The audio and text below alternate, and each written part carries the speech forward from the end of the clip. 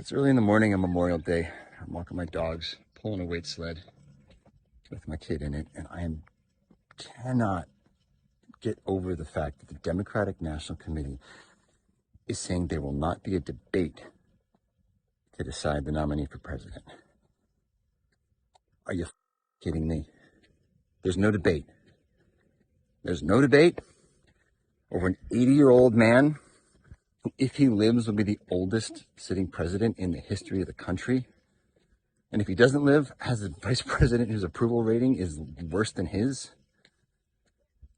This guy is obviously declining mental faculties. You're putting him up in front of a podium with flashcards telling him who to call on and what the questions are going to be.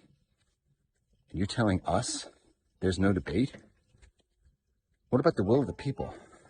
And let's just not even the will of the people. What about the will of the people who voted for the guy last time? Because of those people, 72% think there ought to be a debate. Of the people who voted for Biden last election, 72% want a debate. So the DNC is openly ignoring, bypassing the will of the people. Why? This was a democracy of the people, by the people, for the people. If we don't have a debate, this is not a democracy by the people. It's a democracy by them. For who? Big banks, big business, big tech, big pharma, big government, big whatever. I mean, what the hell? How is this a democracy? And how is anybody in the DNC right today going to post about thanking our troops and thanking the families who have made the ultimate sacrifice to preserve our democracy and our way of freedom? Now listen, I am grateful for them, but any member of the DNC who's going to think about posting that today, stop, think, and do your job before you start posting about how grateful you are.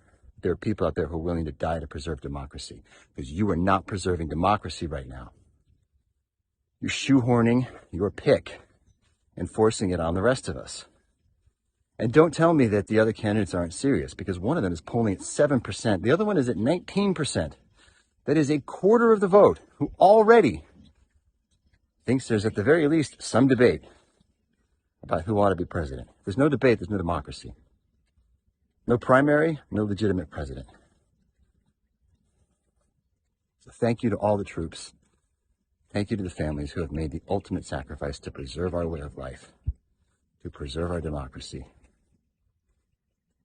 Let's all do our part. We need a debate. How do we have a government? How do we have a democracy if we're letting a small little back room of people make all the important decisions for us? That's not a democracy, and it doesn't work, because y'all have been wrong about a lot these last couple of years in that back room.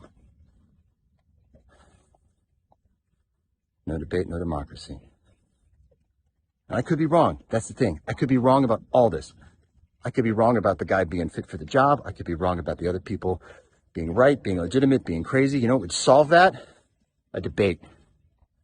Have a debate. Happy Memorial Day.